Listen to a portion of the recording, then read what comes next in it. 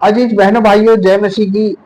Miracle of Jesus, ये मेरे channel का नाम है और आप सबका स्वागत करता हूं। आज मैं मत्ती रचित सुसमाचार उसके 12वें अध्याय और 43वें पद से आगे आप लोग के लिए एक्सप्लेन करना चाहूंगा।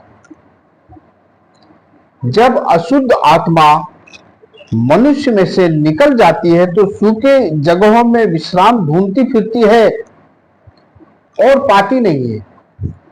तब वो कहती है कि मैं अपने उसी घर में जहां से मैं निकली थी लौट जाऊंगी, और लौट कर उसे सूना, झाड़ा पुछाड़ा और सजा सजाया पाती है।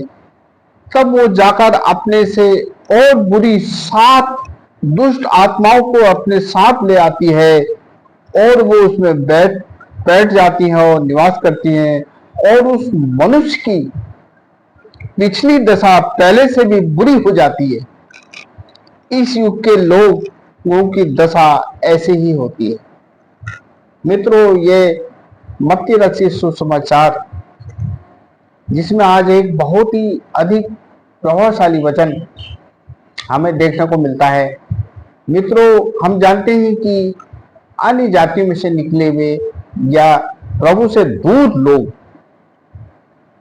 के अंदर अधिकतर दुष्ट आत्माएं समा जाती हैं, जिससे वो दुष्ट आत्माएं उस मनुष्य को बिल्कुल खराब कर देती हैं और वो मनुष्य बिल्कुल ऐसा ग्रसित हो जाता है इन दुष्ट आत्माओं से कि उसका मनोस्थिति खराब हो जाती है। यदि वो व्यक्ति प्रभु के पास आता है और प्रभु से प्रार्थना करता है और पवित्र आत्मा से भरे हुए जो जन उसके लिए दुआ करता है, तो उसके अंदर से वो दुष्ट आत्माएं निकल जाती हैं।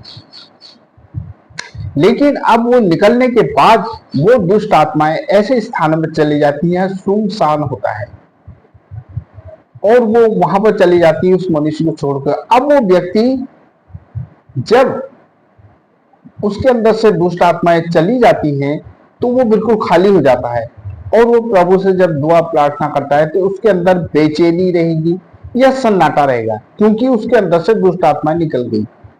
अब अगर वो विश्वासी जो प्रभु पर विश्वास करता है, अपने गुनाहों का इकरार करके प्रभु को ग्रहण करता है, उसके अंदर से दुष्ट आत्माएं निकल जाती हैं, तो उसका स्थान एक बिल्कुल सूना और खाली हो जाता है। ऐसी स्थिति में उस इंसान को बड़ा सतर्क होना है।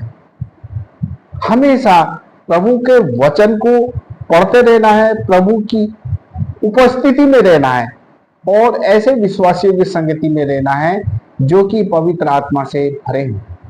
मित्रों, अधिकतर हमने देखा है कि कोई भी व्यक्ति जिसके अंदर दुष्ट आत्माएं होती है, ग्रसित होती है, वो प्रार्थना अपने लिए करवाता है, उसके अंदर से दुष्ट आत्मा निकल जाती है। लेकिन जो इंसान, जो प्रचारक या जो भी प्रभु का अभिषिक्त है, उसके लिए जो प्रार्थना करता है, उन दुष्ट आत्माओं को वो उसमें से निकल जाने को कहता है।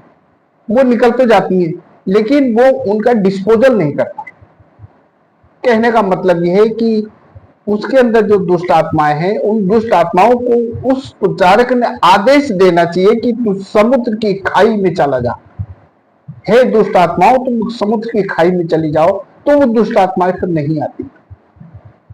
लेकिन अधिकतर देखा गया है कि कुछ ऐसे प्रचारक है, उसके अंदर से निकाल तो देते हैं, लेकिन वो दुष्ट आत्माएं इधर उधर फिरती रहती हैं, और जिसका परिणाम, दुष्परिणाम यह होता है कि जो विश्वासी प्रभु पे विश्वास करता है और यदि वो थोड़ा अपने काम में आलस्यपन करता है, यानी कि दुआ में नहीं रहता, प्रभु के वचन में नहीं रहता, प्रभु की संगति में नहीं रहता, और वो बिल्कुल खामोश सा होकर बिल्कुल लापरवाह सा हो जाता है, तो ऐसी स्थिति में दुष्ट आत्माएं फिर से आ जाती हैं, और वो दुष्ट आत्माएं फिर से आकर उस मनुष्य के अंदर घुस जाती हैं, और वो साथ में अपने साथ में 7 भयंकर दुष्ट आत्माओं को और ले आती है, और वो 7 दुष्ट आत्माएं उसके साथ आती हैं, और वो उस मनुष्य के अंदर फिर से चली जाती है, क्योंकि उसकी आलस्यता को देखकर और उसके अंदर एक ये रहता है कि अब तो मेरे अंदर से दुष्ट आत्माएं निकल गई हैं, अब मैं कुछ नहीं करूंगा, ऐसा वो सोचता है। और लेकिन वो दुष्ट आत्मा उसके अंदर फिर से चली जाती है और उस मनुष्य की दशा पहले से भी अधिक खराब हो जाती है। इसलिए बहनों भाइयों, आज जब हम क्या कहते हैं, अपने अंदर से या आपके अंदर से जो दुष्ट आत्मा निकल के गई है, आप सतर्क हो जाइए कि दुष्ट आत्माएं और बुरी बातें हमारे अंदर से निकल गई है। इसलिए अब हमें सतर्क रहकर प्रभु में बने रहना है, प्रतिदिन बाइबल पढ़नी है, परमेश्वर के वचन को पढ़ना है, उपवास और प्रभु के नजदीक रहना है, जिससे कि वो दुष्ट आत्माएं फिर नहीं आएंगी और वो हमेशा हमेशा के लिए चली जाएंगी। इसलिए मित्रों, प्रभु भी जब लोग के अंदर से दुष्ट आत्माओं को निकालता था तो वो उनको दूर और आदेश देता था कि तुम यहाँ इसको छोड़ के हमेशा के लिए चले जाओ। लेकिन आज ऐसा नहीं होता है कि केवल दुष्ट आत्माओं को निकाल देते हैं और वो निर्जन भूमियों स्थानों पर चली जाती हैं, और जिसका परिणाम यह होता है कि वो फिर से उसी व्यक्ति में आकर अपना तांडव स्टार्ट करती है। इसलिए मित्रों, बहनों, भाइयों, जब एहसास हो जाता है कि हमारे अंदर से दुष्ट आत्माएं और बुरे कार्य निकल गए हैं, तो हमारा जीवन एक नया जीवन होता है, नई सृष्टि बन जाते हैं। इसलिए प्रभु में उसी दिन से सतर्क होकर प्रार्थना में रहिए और प्रभु के नजदीक रहिए।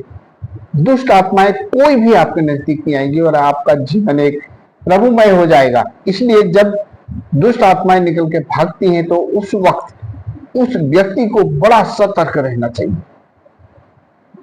यदि जरा सी भी लापरवाही करी तो वो दुष्ट आत्माएं फिर से आ जाती हैं और साथ में तमाम प्रकार की दुष्ट आत्माओं को लाकर उस इंसान के अंदर घुस जाती है और वो इंसान की दशा फिर से बहुत खराब हो जाती है। इसलिए सतर्क रहें, प्रार्थना में रहें, दुआ में रहें, प्रभु की संगति में रहें और हमेशा अपने आप को प्रभु के नजदीक बना के रखें।